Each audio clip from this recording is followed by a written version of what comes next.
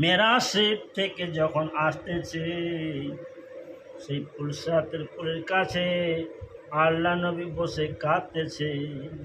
এর কারণ এটা, একদিকে ওই পুলসাতের পুলের একদিকে জাহান্নামের আগুন আর একদিকে জাহান্নামের পানি আছে, তাই আমার নবী কাঁদতেছে। সেটাকে কবি লিখেছেন, পুলসাতের পুল দেখে নবী কান্দে যারো যার, গুনাহগার উম্মত আমার কেমনে হবে পার।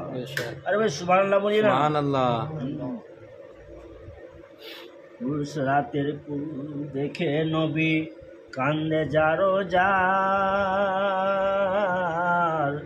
গুনাহগার উম্মত আমার কেমনে হবে পার। সেই পুলটা কেমন ছিল দরজা বন্ধ করে দাও। শুনেন, আর কি ভাই তলোয়ারের মতো ধার, লম্বায়েতে আছে পুল ৩০,০০০।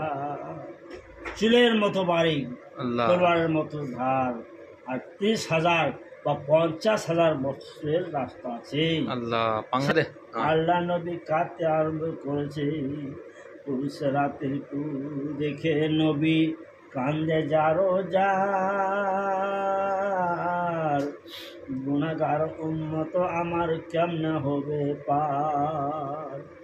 চুলের মতো বারিক ভাই তলোয়ারের মতো ধার, লম্বাইতে আছে পুল ৩০,০০০।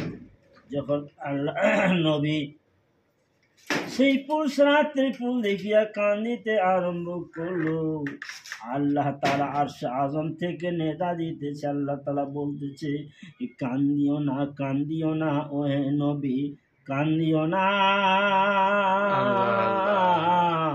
তোমার উম্মতে আমি করে দিব পার। सुभानअल्लाह।